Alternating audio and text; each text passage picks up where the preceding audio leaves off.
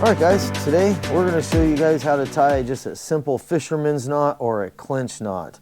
I'm going to go ahead and use this fancy cloth here just to show you guys, and so you're able to see it up close, and then I'll do it with regular fishing lines so you can see it done both ways. Okay guys, so we're going to show you how to tie a regular clinch knot, and this is going to be pretty easy. I'm going to use this big line to show you, and what I do is I'm just going to go ahead and spin something 7 times, 4, 5, 6, 7, and you're going to go right back through that loop right there on the hook.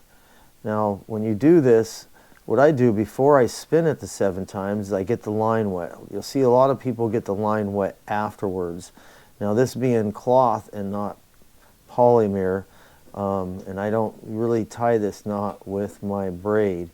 It's just going to kind of show you how this will come down together when you pull these two tight. It's just going to come and cinch up like that into a nice little loop. And this is something you can help with your fingers and get that down there. You don't want to pull too hard if it's not clinching down, and you'll burn your mono if you do that, and then it break easier. So it's going to look like this, and that's a clinch knot or a fisherman's knot. Now if I had a bigger eye on here, I would go ahead and run this through that eye, and I use that for a setup like a bait loop going back through here just like that, and then that would be a bait loop that I can use for something. But in this situation, I'm just showing you how to tie that on there. And then we're going to go ahead and show you how we're going to do it with a regular piece of fishing line. We're going to use this green stuff here. Okay, and we're going to do the same thing. Here's a little trick that I do. If you don't keep this nice and tight, when you go to spin this, it wants to slip and slide around, and it doesn't make it easy for you to get this tag end back through there. This is a tag end. And what we're going to do is make sure we have at least an inch, a little bit longer than an inch on here to aim it back through this hole when we're done. But what I want you to do is wrap this around your pinky. Just like this, wrap it around and hold it tight so it doesn't slide around. That main line can't move. Spin this 1, 2, 3, 4, 5, 6, 7. Now some people might want to spin their hand. You can spin your lure or whatever you're tying this to. It doesn't really matter. You can do it either way.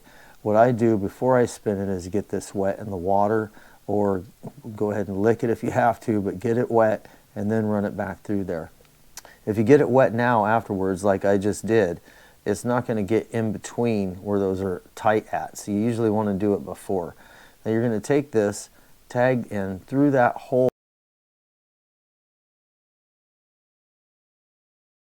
right there. Once you get it through there, you're going to pull the line and go ahead and pull this down, and you're going to pull here and here on the main line at the same time on the leader, and it's just going to cinch that thing down. You go ahead and straighten it out if it starts pulling down like that, but you'll see this tighten up even more as I pull on it. Now it wasn't very wet right there, so you saw it skip, and it can burn that line right there. This line's okay. It didn't do it because I helped it with my thumb a little bit.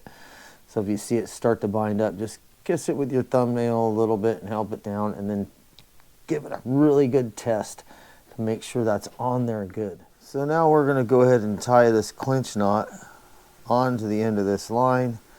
Again, we're going to hold this with our pinky just like this, so it keeps that main line from pulling through and getting in the way. The main line or leader is on the other side, and this is the end that's going to go back through this hole. So I'm going to make sure I got at least an inch on there before I spin it. Now a lot of guys get this wet after they spin it. Now as you saw in that last knot I did, it got tight and it clinched down too fast, and one of the loops popped out. And I'm going to show you I'm going to show you the best way to do it is get it wet first before you spin it.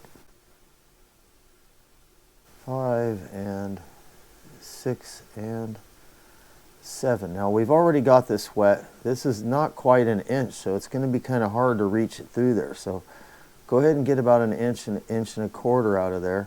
And it's going to be a lot easier to get that back through the eye of this line, not through the eye of the hook. Go through the eye of this main line. Now, hopefully it stayed wet while I was demonstrating that whole situation. I'm going to go through that eye, and now this is going to pull down like this, and if you got it wet enough, it should slide all on its own. If it doesn't, you can help it out with your thumbnail just a little bit as you're pulling.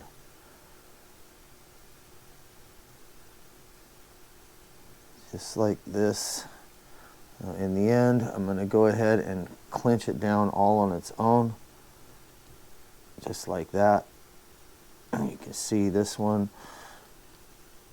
There we go. Now, you see what I mean about this one and the other one. When I spin this, you're going to see that that row of line is twisted smaller and smaller and smaller. On the other one, there's a little bit of a hump sticking out.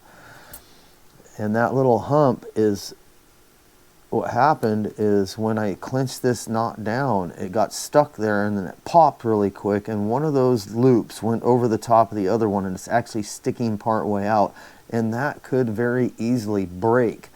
And on a fish, it might not break because we're not pulling fish that hard. If you have one clinched down like that, I suggest cut it and redo it. You want it to look like this. It's flawless when it looks like this.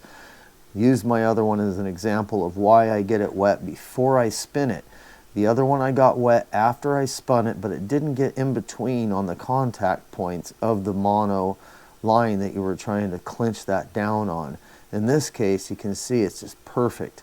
It did not get pinched, it did not get stuck, it didn't squish this line, which is what will happen if you try to pull it and it's fighting itself.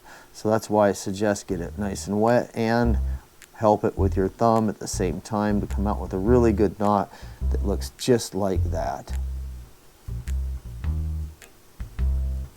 I hope this helps. You guys be sure to follow, subscribe, like, and share. And I will get back to you guys on the next one. We're going to do an improved clinch knot. I'm going to compare it to this one and actually pull and see which one breaks first. I don't think that there's a need to improve this, but again, I'm going to also show you my egg loop, and this is the knot I use for my egg loop. I just tie it to here and run it back through that hole. Also for my drift setup to hold the float on there. Either way, this is a really good all-around knot that's been used for years, and I'm not sure there's room for improving. We'll do a lot of testing in the future to show you guys with a scale and pulling it from a vise and actually freeze framing it when it breaks and where it breaks at. Have a good afternoon, and we'll see you on the next one. Catch more fish.